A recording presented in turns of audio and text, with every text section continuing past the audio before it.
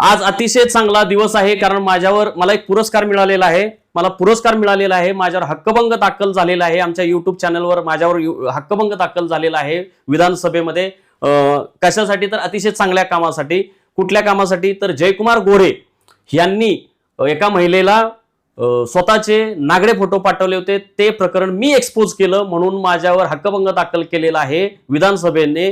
तर त्या संदर्भात मी बोलणार आहे की देवेंद्र फडणवीस हे या राज्याचे प्रमुख आहेत, मुख्यमंत्री आहेत, आणि ते शिवाजी महाराजांचं नाव घेत असतात. ते म्हणतात शिवाजी महाराजांचा मी आदर्श घेतोय. शिवाजी महाराजांच्या वारंवार ते नाव घेत असतात. ते आग्र्याला शिवाजी महाराजांचं स्मारक बांधणार आहेत.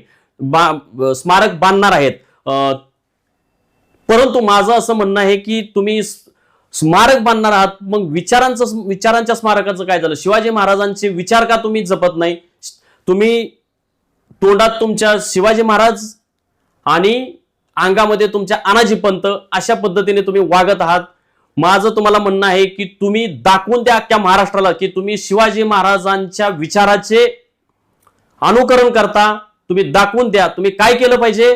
तर तुम्ही ह्या जयकुमार गोरेचे हातपाय तोडले पाहिजेत. शिवाजी महाराजांचा तुम्ही आदर्श घेतला पाहिजे.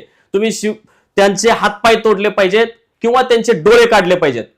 का काढले पाहिजेत?